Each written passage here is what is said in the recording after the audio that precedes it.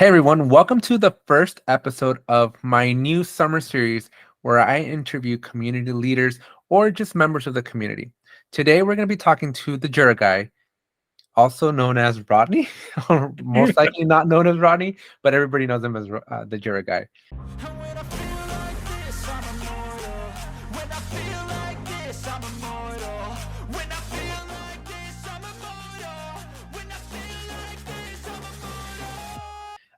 I've been a huge fan of the Jira Guy for many, many months, if not years now. And he was actually one of the very first supporters of this channel.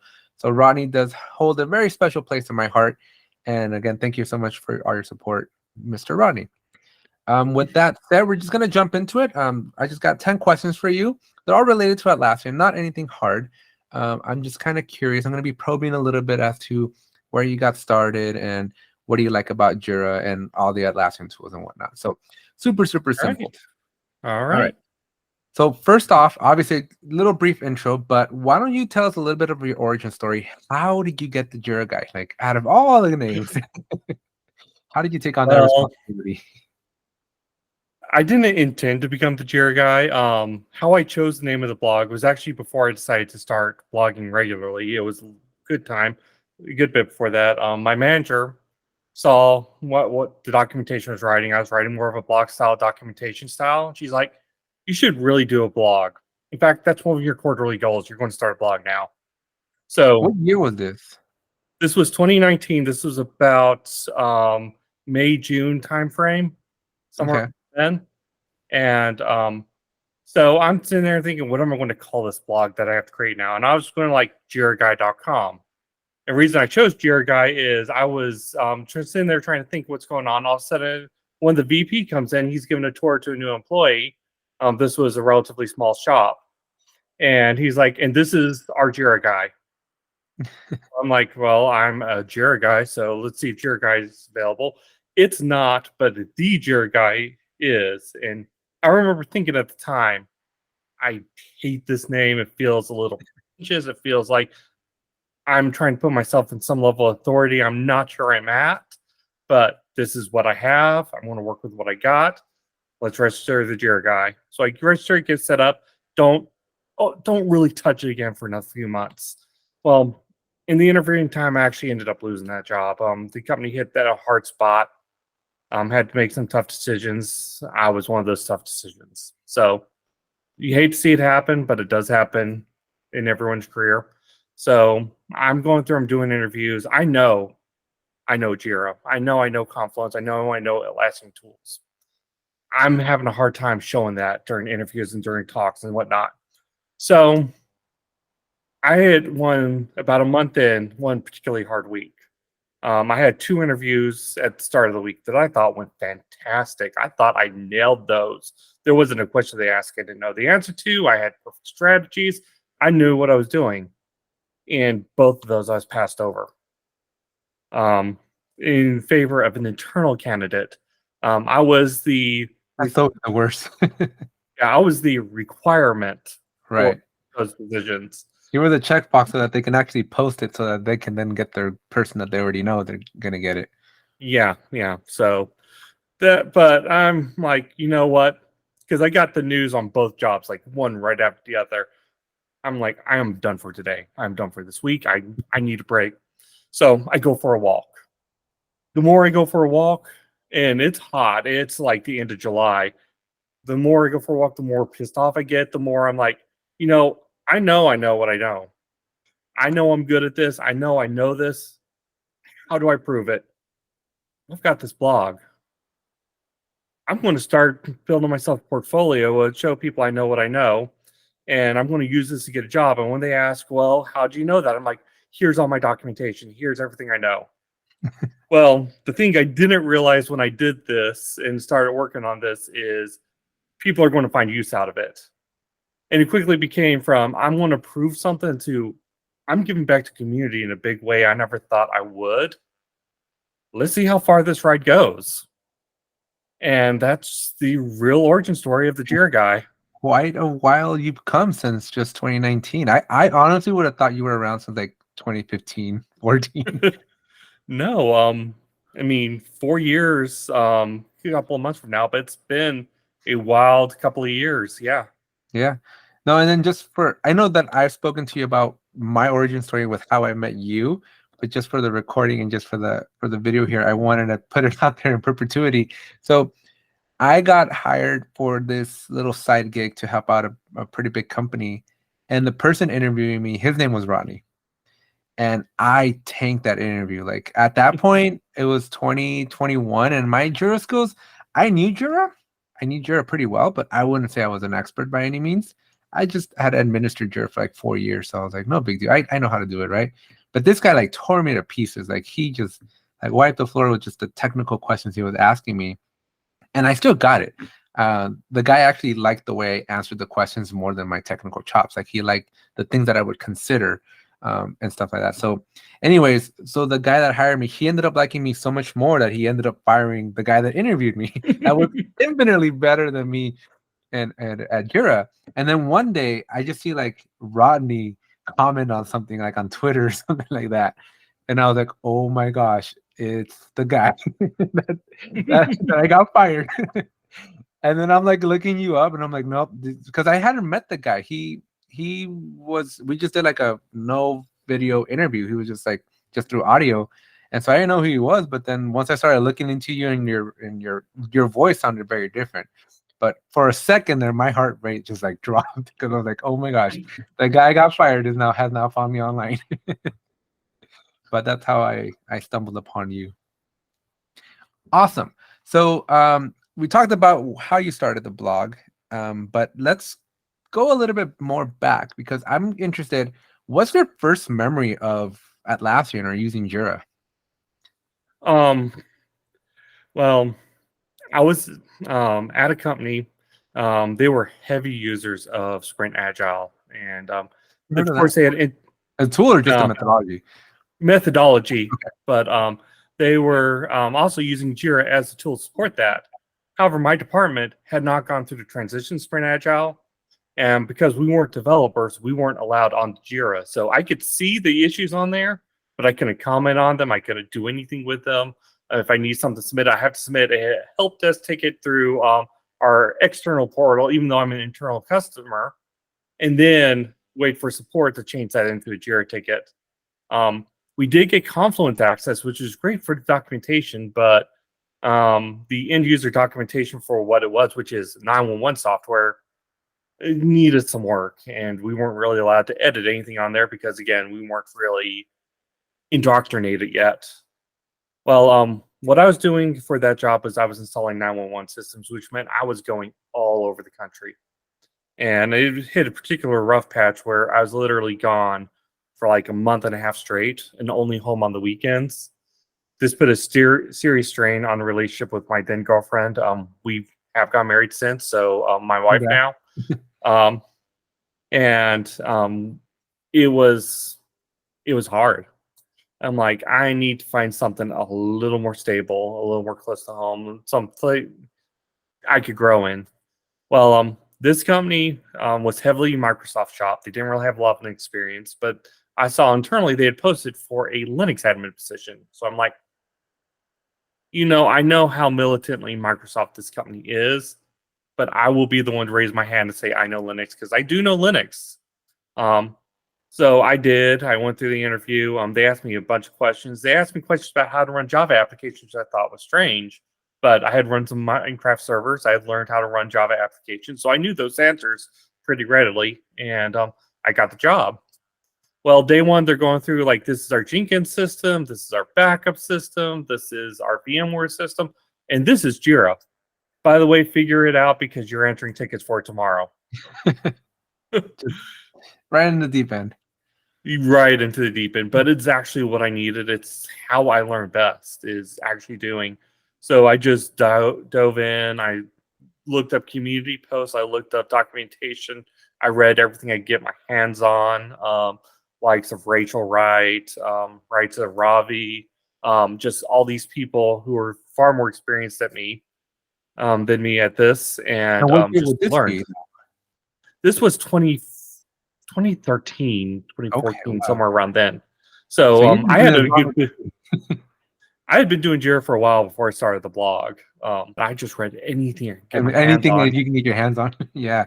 Yeah. Documentation back then, I just posted a video today. I was like, I think I still actually have it in my closet, but it was like the 500 pages of just like Jira server. And Yeah. I had that all printed out, and that's how I used to learn. I didn't print it out. I had it on my on my laptop for work, but I just thumb through it when I'm taking a break or doing something. And that's how I learned, was just reading as much information I could get my hands on, and then doing. I think within like the first 2 weeks, I was running my first Jira upgrade, which for a new system admin on Jira server back then was daunting. I'm surprised I got it done, to be honest. But it was amazing learning experience. The guy who preceded me, I never got to meet, but he was like the sysadmin. He had great documentation, great processes. Everything was set up the way you would expect it to. If there was a Jira instance to learn on, his was the one to learn on. So I got to see how things were supposed to be done before I tried to dive into a deep end with the instance where things had not been done properly from the start. Yeah. Well, first, a couple questions, sidebars ones, but is your background in IT or technical, or what did you do before Jira? Because it sounds like you were 911 phones. It's IT. We were running what's called computer aided dispatch, which is when you see like a 911 system and they've got the map and all the stuff on their screens, that software is what we were installing. Okay. So it integrated with the phones, but it wasn't the phones themselves. It was what the people were using to put into 911 calls and then dispatch out to the officers or firefighters or first responders. But it was a IT-ish background. My college major was actually computer information systems, so it's more towards the Jira world than it is the kind of traditional technical IT. But I've always loved running systems and setting up and see people use it. So that's kind of what I tried to do after I got out of college. Yeah, and the reason I asked is because usually a lot of people that are trying to come into Jira, one of the biggest hesitations or fears, like, well, I don't have a career in IT. Like, I didn't grow up learning this, or I don't have a degree in this stuff. So I'm always just curious to see, like, what is your background? Because mine was engineering. So IT is just something I stumbled upon because I couldn't code that well. That was my backup plan.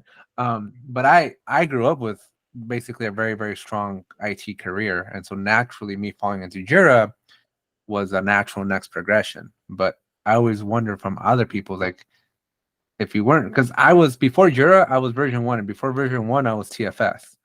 But that was like college and then TFS, like right away. So I didn't really have other things that I did in my life or my career that weren't like some sort of tool admin or something. Well, while I was in college, I actually worked for a company called Digium, which does the asterisk telephony software. Again, telephones and computers seem to be a big theme in my career for some reason. And I did QA for them. And as said, I never really liked programming. But while I was there, I ended up building some what essentially were IT systems to help our team, like a management system for a home built management system to see who's using what systems for testing, a home built system for tracking test cases and making sure we're doing everything we need to for different things, which again, I probably do in Jira nowadays. So even when you're I tracking was Pokemon in Jira nowadays. I mean, whatever I can make Jira do. But I love it, by the way. but yeah, even when I wasn't IT, I still somehow found my way to do IT like things. So it just seemed like, okay, this is the way my career is going. How do I make my college path help that? Because I really love doing this one thing. In high school, we actually did a field trip to a data center for the school system. And at that point, I'm like, I don't know what I have to do, but I'm going to work in someplace like this. Like that, yeah.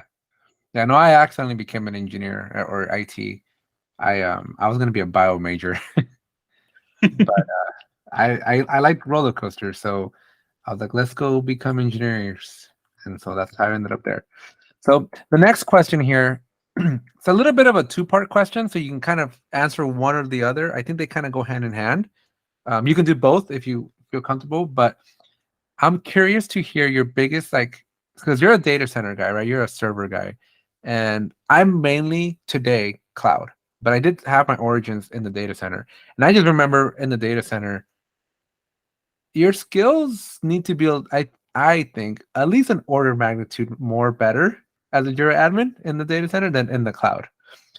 And I'm curious, what's your biggest horror story? Like, what's your biggest like screw up in your career as Jira, and or your biggest lesson learned since you started using Jira?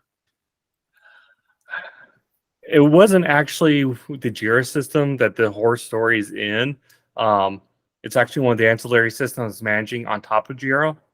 And it was our company's code repository, Perforce.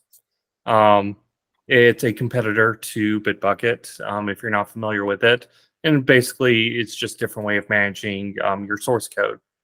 Well, I was attempting to do an upgrade, and I didn't have a test instance of this thing. And that was the first mistake. So the biggest lesson here, always have a test instance. So, but I was sitting there, it was like 5 o'clock. I was working late. I was already exhausted. I wasn't really paying too much attention to what I do. And I'm trying to sit here and change the permissions on the files for this upgrade to put them in place to make them runnable so I could run the upgrade and do it. Well, rather than do a period slash in Linux, I did a slash star or period slash star. I did a slash star instead, which basically says make everything on the file system, everything owned by me and with these permissions. So at 5 o'clock now, thankfully everyone signed off for the day, but all of a sudden our Perforce system goes down hard because I wasn't paying attention to commands I ran and completely screwed up the system. So panic mode sets in. How soon did you find out though that you screwed up the system? Almost immediately. I usually had to wait for somebody to email me and tell me. I ran the command. I went to enter something with the command. It didn't look right. I looked through the list of commands I run. I realized the mistake I made. And if someone else had been there, you probably could have seen the blood drain from my face. So immediate panic mode. I'm like, okay, I know this. I got this. Let's fix this. So I start going through. I edit permissions. I know it's a very basic Linux system. The only thing it is running is Perforce. So I know, okay, this file, this folder need to be these permissions. The rest need to be root. Everything else will just be what it is. Should still run. Let's get this all done. I get everything done. I get it fixed. Somehow, within like 30 minutes, everything's okay. So, lessons learned. There's several lessons learned from this. First off, always have a test instance, especially if you're doing something you're not familiar with. Lesson number 2. Go ahead. I was going to say, and for those of you watching in Jira, right, if you're in the cloud, you're going to want to be on premium version of Jira or enterprise because it's the only way you get a sandbox. Because if you're in the standard version, you're playing with fire. If you're on the standard version, I need to remind you that for instances under 10 users, you get a free instance on cloud. Great point. And you really need to have one. So always have a test instance, especially if you're doing something you're unfamiliar with. 2, if you're running commands, have them copy down and copy and paste them into the command line. Don't type them yourself. And 3, no matter how bad it is, a good incident response could save your butt. Yeah. So I'll share mine. Ours was it was an ancillary system as well. Like our hard drive filled up and it started like overwriting the bits. And the hard drive got corrupted. It got bad. And we're like, okay, cool. So we'll just like start all over. And then we went to install Jira and Confluence again. And we're like, yeah, where's all the documentation? It was on the server that had just gone down. So we're scrambling, trying to figure out, like, because when you're setting up like your server or data center versions of Jira, like you just can't like go to Atlassian.com and like you're done, right? Like you got to set up ports and you got to set up IDs and databases and like users and passwords for those users and stuff, right? So it's a lot more involved, and we were trying to recreate it all out of memory, and that was a pain. So a lesson learned from me is definitely write down your Jira configurations. I've always, again, Confluence, great place. I usually have run books there for how to do different things, but for anything, especially on Confluence itself, I usually print them out and put them in like a spiral binder or something and keep them in my desk, because when Jira's down, you don't have Confluence anymore to tell you how to fix Confluence. Or when Confluence down, excuse me. This is what I like about the cloud now, though, right? Because if Jira ever goes down, I just call up somebody and somebody at Atlassian takes care of it. I mean, we say that, but I think everyone here remembers how April last year went. If I remember right, you were one of the guys impacted. I got impacted by that. It worked out well, though. We got a pretty good deal this year. So it worked out. I mean, it's nothing compared to the time that we lost in productivity, and all the hate emails I got from everybody internally. But yeah, definitely have a CYA plan for if you're in this Jira world. Yeah. Okay. And go ahead. Sorry, go ahead. No, you go. Finish I'm it up. thinking there's actually some fairly exciting solutions I'm starting to explore come up for Jira Cloud that definitely keep tuned. Yeah, especially if you're talking about the same people that I'm talking to after. Oh, we're talking to the same people. I know we are. Yeah, so I'm excited too. Where we had a pretty good conversation. So definitely compliance and security is going to be a theme that's going to be coming into the channel here soon. All right. So on the similar topic, if you could change one thing about Atlassian or Jira or Confluence, what would it be? You already know what my answer is going to be. Move everybody to the cloud? I mean, if we could just move everyone to the cloud, and it'd be an easy move, that'd be great. I unfortunately realize the full complexities come with a cloud migration. So I know it's not always possible for everyone. But honestly, I just really kind of wish Atlassian had a balanced approach to its full portfolio. It's as a Sorry, I'm personally agnostic about cloud data center. Data center is where I started. It's kind of where my heart is, but Jira is Jira. Cloud, it's a little bit different, but it still runs the same. I can still do the same things. It's still just flexible as I expect.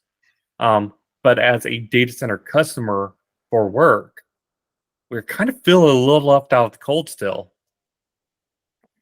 Yeah, I started my career in data center in 2016, and going in through almost to 2020, I was exclusively those 4 years data center, or at least server versions. But we never did anything complex enough for me to not have the appreciation and the perspective of how complex it can be to migrate. Because the instance that I worked on, I think in a month or so, I could have done the migration because we didn't have anything extra. But then at Team, I got to hang out with a couple of people that were data center customers. And just the stories of like the automations that they have built in, the scripting that they have built in, custom development that they've folded in, like it's all intertwined. And it's interesting that Atlassian wants to turn this around, right? Like they really want everybody out of data center. But like at the same time, like you created this beautiful monster, and now you kind of want to not be proud of it anymore. So, but I guess it is what it is. I will say this. Your own Jira? Well, no, I'm not crazy enough to try and do that again. I've already done that once in my career. No, never again. But I will say the playbook they're running for cloud right now is the same thing they did for server when data center came out. It's like, ooh, data center's new hotness. Everyone should be on data center. We want everyone off the perpetual license to the data center. So we're going to stop giving new features or all the cool new features to server. All the cool new features are going to be for data center only. If you want the cool new features, you need to go over there. That's kind of exactly what they're doing now with cloud. So I'm like, what goes around or comes around goes around. Um, It's tough, man. Atlassian's in a tough position. Like I can appreciate them putting in their eggs in the basket of cloud, especially since every year they raise the price on cloud. So it's just a moneymaker, right? But at the same time, man, you got these legacy companies that have been running Jira for decades, or at least a decade. It's hard. It's incredibly hard, and you're kind of stuck. Like because when I was at like these defense contractors that I worked at, not shown in my T-shirt at all. Um, I was like, why in the world are we using like Rally? Like this stuff felt like, or I worked on a team that they were using RTC Rally Team Concert or something like that by IBM, Rational Team Concert, and I'm like that UI felt like it was from the 1950s, but everything was in there from years and years of just collecting data, right? So even just migrating that data from that perspective, right? You carry so many years of information. God knows what happens when you go to the cloud. I don't even know if the cloud can handle that much Jira issues. But all right, so next couple questions, a little bit more interesting. I think I'm just gonna throw them at you here. Is what's something unique or special in the way you think that you use Jira? Like, what's something that you think that other people probably don't know about? Like, because I have my DNA, right? And I think you've mentioned this as well, right? We probably talked about this before. It's like, what does your DNA look like? Like, if you could look at any Jira, could you identify your Jira or the Jira that you've configured? I think, that one's a tricky one. Um, Because I can look at any Jira in the world and I go, Alex has been here. I think it really comes down to the workflows. When I try and design a workflow, I like it to be readable. When you click that view workflow button, assuming you have access to those permissions on your particular Jira project, I like you to be able to follow all the lines. I hate workflows that, simply put, are spaghetti. You try and trace a line, you're tracing through 5 million other lines, and you can't tell Almost what an does art. what. The opposite end of the spectrum, of course, is the ones where you have 20 steps in your workflow, but they're all transitions. And I'm like, you can't really work on either of those. You can't really trace through them. You can't really see how a good workflow, in my mind, you could trace with your finger and tell what flow this data is supposed to have. And I think that's really the that's how I'd be able to tell if this was one of my instances, because I go to the custom workflows that were developed for it and I go, that looks clean. That looks like a Rodney workflow. That's what we're gonna have to do amongst all the Jira admins. I think we're all gonna have to post like our most proudest workflow we're proud of and compare some notes. Because my workflows are you'll probably cringe at my workflows then because I don't put nearly as much love in my workflows. But I'm a simpleton. I literally just do the any status to any status. I don't care I so much mean, for the it's effective. It's very user friendly as far as being able to move a issue to where you need it to be. But as I said, there has to be a flow to it, and I just don't. I don't feel that with that kind of workflow. But still, Yeah, it the has its flow is hard. merits. The flow is hard when you have the any transition to any transition. But a lot of people don't know this. By status category, so the colors, gray, blue, and green, it gives it to you in alphabetical order. So if you wanted to, you could name it like A colon something, A colon or B colon, whatever, and still give you that right flow. Not sure if you knew that. I actually All did right. not learn Yeah, there something you every go. day. Teaching something to the Jira guy. I should call myself like Jira Junior or something. Jira Guy Junior. All right. What excites you the most about the future of Atlassian? Based on everything you heard and everything else that you know, what are you most excited about? I said, this is just when I started. It was like, what's Jira? What's this thing? What are you guys doing? You didn't really know about this. Now it's, I mean, love it or hate it, it's on people's mind. That's something people know about. This is a world that is opened up, and that comes with exciting job opportunities. I'm working at what very much my 15-year-old self would consider my dream job right now, because I am a Jira admin. But I know that I take the skills I have accumulated over the past 10 years now and go anywhere in the world. I could work for NASA. I could work for Fortune 500. I could work for Fortune 100s. Well, all the companies that And were on that team, right? yeah, Like all the um, attendees companies. I've worked for massive companies I never thought I would get my foot in the door of. Um, Again, Does your blog come up during interviews? it actually does. Do you feel like it And helps? sometimes it does. I've been told, especially in my current job, that it was a major factor they considered because I was out in the community actively sharing content. They knew I could write documentation because I was writing Right. documentation. I make a fairly decent side gig writing documentation for Atlassian products. But see, your blog though, at least because it's data center heavy, is okay because you don't get any new features. But my stuff gets obsolete within 10 minutes. I mean, there's that, but at the same time, there are days where I'm sitting down trying to figure out, okay, I need an article for this week, what I'm going to write about. I've already written about everything in data center. Let's go What to do the I write cloud. about now?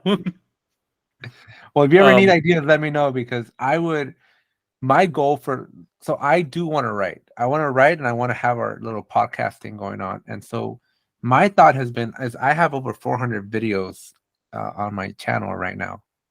I'm like, I'm just gonna go back to day one and like turn each of those into like little. This is kind of something I'm working on right now. A little spoiler is to do like little guides where it's like step one on how to do the workflows and like nice little colorful. I'm not very animated, but somebody on the internet is. But yeah, like it'd be interesting for me to like convert all the video stuff that I have into written. So I'm like, I think I would have at least 400 topics. but How many blog as posts would said, you say you I'm have? Sorry. huh? How many blog posts would you say you've posted? Actually, I looked this up this morning because it came up with today's article. This morning's article is number 177, which means I have 23 till 200. And that honestly feels like way more than I ever thought I would write about this topic. At the same time, it feels like a drop in the bucket compared to everything people can do with this platform and these tools. Do you see this one's totally off topic here, but do you see like there's so many other tools, right? There's like Azure DevOps, right? There's version 1. And even within like Atlassian's like even Jira, Align, and Trello, I don't see the same not like following, if you will, right? Like there's a fanfare for Jira. I don't see a whole lot happening over in like Monday.com. What are your thoughts with that? Or maybe am I just not looking? Does it actually exist? Have you heard any chatter in that department? I have not. There's I've been told back in the day that SharePoint and Microsoft Project Management had similar followings around Well, them. I But was always aware of like forums for them, but I never saw like YouTubers making stuff like this, right? Or bloggers. YouTube is a very new concept, but SharePoint, I'm told there was a massive blogosphere around back in the day, much larger than Atlassian. But that's when blogs were big as well. That being said, I do feel a little bit behind the curve because I don't do video too often. It's just not a medium I feel I'm well suited to. Um, I love writing. I feel like on a good day I could write forever and not even think twice about it. So So what we gotta do is we gotta switch, right? I'll give you my 400 videos and you make blog posts, and I'll take your 177 blog posts and turn them into videos. well, I mean, first we got to dedupe, figure out what we have overlap on, and then just I know, combine the right? two. All right, But so we gotta, seriously, yeah, go ahead. um, yeah, I don't know if there's not a following that I'm just not seeing, but I'm not seeing it either. Again, some of these tools are new. Monday's new. I am seeing some users who are excited about Monday over Jira, and would like to integrate the two. But I don't see like an admin following like we have with the Atlassian tool set. But again, what have always intrigued me and what I get from a lot of other people is how flexible the systems are. It's a gift and It's a one of curse. those, you think it, you could build it. If you build it, they will come. Yeah. All right. So we got down to the last couple minutes. So last question here is, what secret do you have for folks wanting to get into this space? Like, how could they get quicker, learn quicker, get up to speed quicker? Just do it. Just do it. Go full Nike. Yeah, as I said earlier, Jira Cloud under 10 users for Jira software and Jira work management, for now at least, is free. Get in, get yourself a personal instance. If you have 2 or 3 emails, maybe invite all of them as separate accounts so you can see how different access permissions work and how different permission levels work and all that.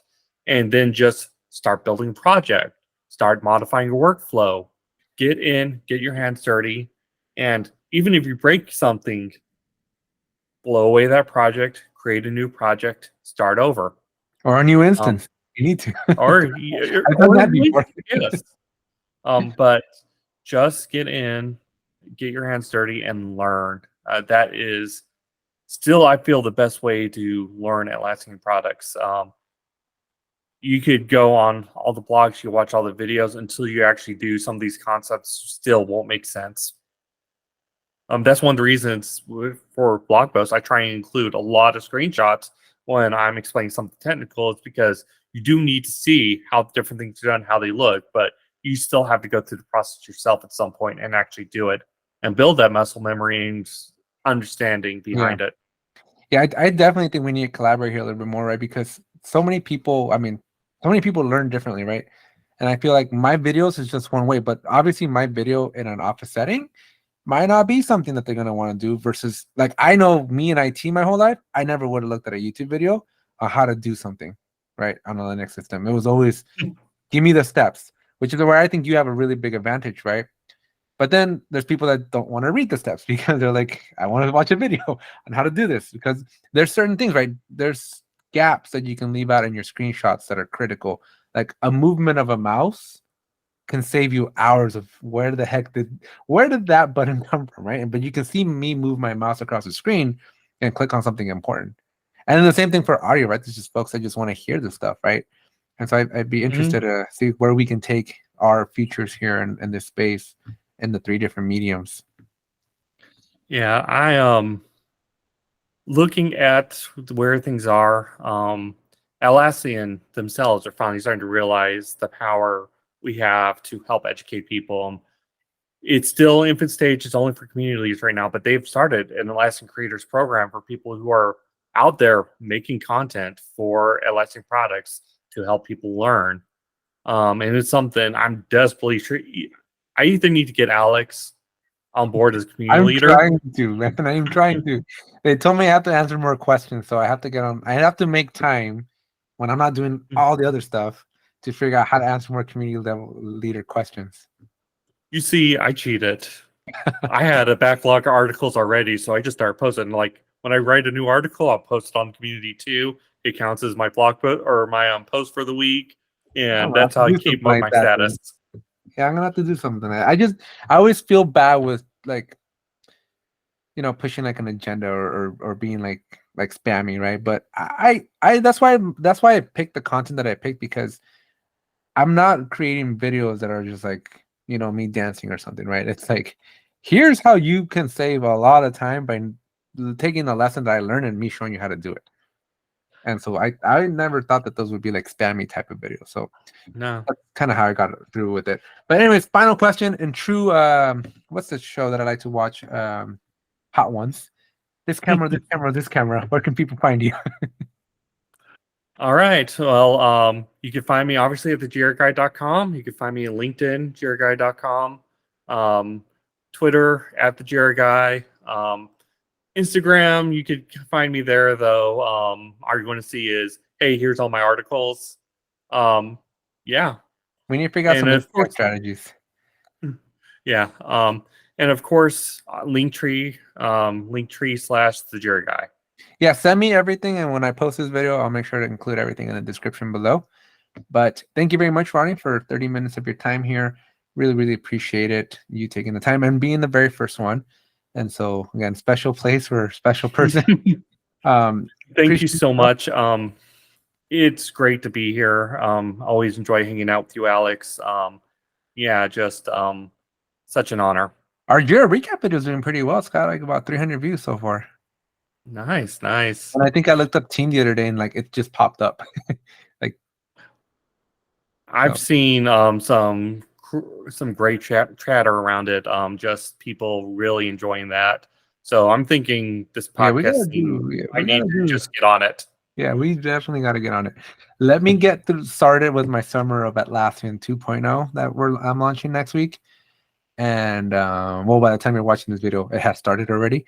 But yeah, let me get some balls rolling here because I'm also doing trainings. I'm doing course development that is going to be video on demand, 8 to 12 hour length courses. So I got a lot of stuff in the air. So my podcast is on it too because there's just so much opportunity there. So anyways, thank you very much, Ronnie. I will see you around. And for everybody else, thanks you. I love the chase and the hunt, and I set the pace when I'm running. I always take what I want and I always give it 100. Don't need